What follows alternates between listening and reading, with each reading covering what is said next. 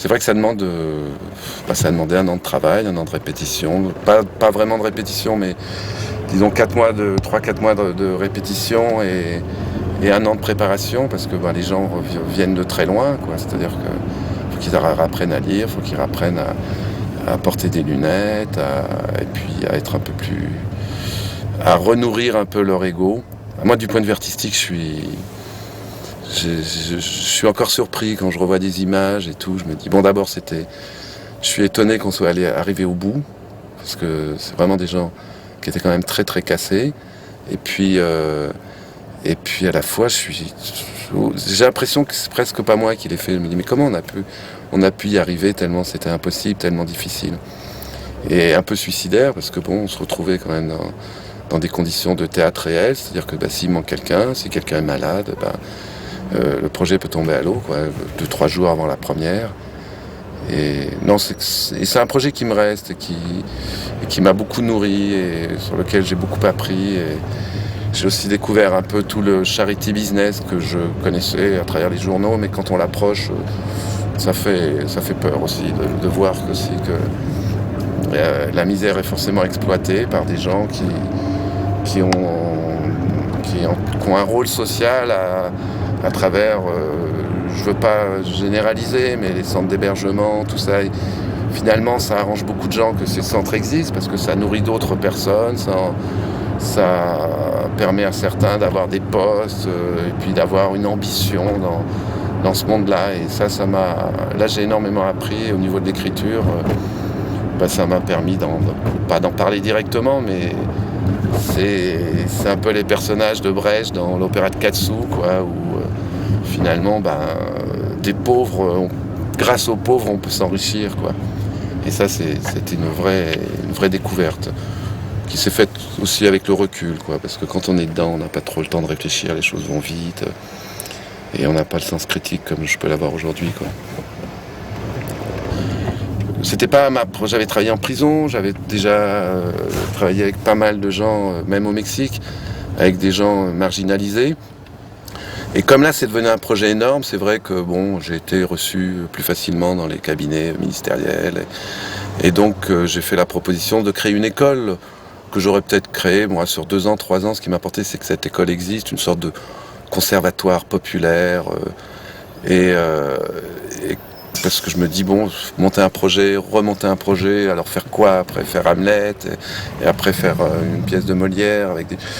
Au bout d'un moment, j'y trouvais que ça perdait un peu son sens, et donc j'avais envie de synthétiser, disons, c'est presque 15 ans de travail dans les milieux, chez les marginaux, parce qu'en prison aussi, c'est quand même... c'est coton aussi, et je me suis rendu compte que c'est là, à ce moment-là, je me suis rendu compte, et même d'ailleurs certains dans les cabinets ministériels, les responsables, me disaient que non, que j'allais dans le mur, c'est quelque chose qui se ferait pas, que le discours dominant devait dominer, et que les gens soumis devaient rester soumis, et que finalement la société vivait tant bien que mal comme ça, et que c'était pas la peine de tenter des choses impossibles, ou de monter les gens trop vers le haut, parce que notre société n'est pas faite pour qu'une sorte de transmission comme ça, de classe sociale. La hiérarchie est établie, et il y en a un ou deux comme ça qui deviennent exemplaires et qu'on montre comme des exemples, mais c'est une minorité. Sinon, je pense qu'il n'y a pas cette volonté de monter les gens vers le haut. Et moi, je crois beaucoup qu'il n'y a que la culture qui peut le faire.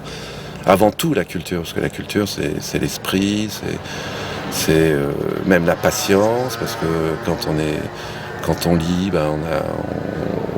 on a des modèles, on voit qu'on n'obtient pas les choses facilement. Je veux dire, on s'identifie à des personnages, et que ces gens, le malheur finalement des classes sociales souvent défavorisées, c'est qu'aussi elles manquent de culture. Et puis la télévision n'est pas là pour les nourrir. Donc voilà, ça m'a ni aucune aigreur, des regrets peut-être, parce que je trouvais ça formidable qu'une société puisse s'emparer de ce problème des SDF, parce que c'est quand même des gens, pas seulement des marginaux, c'est aussi des gens qui n'ont pas de toit, qui meurent en hiver parce qu'il fait trop froid.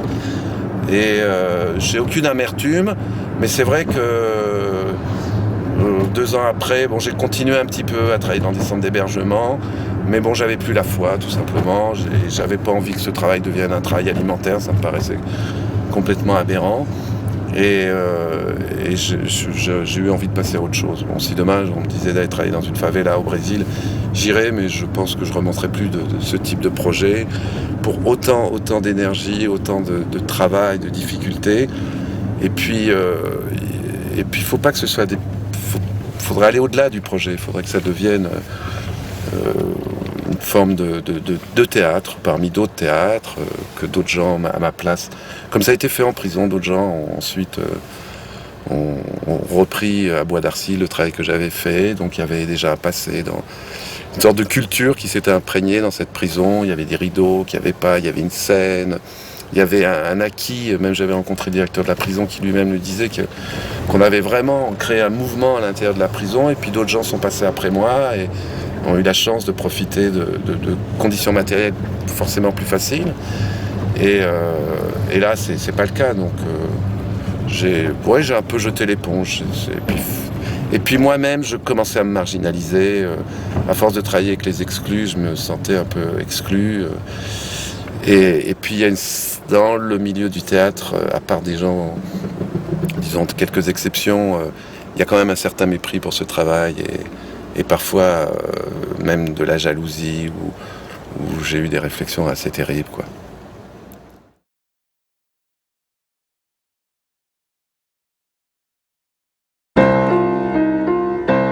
Sur cette terre, on est tous des vagabonds.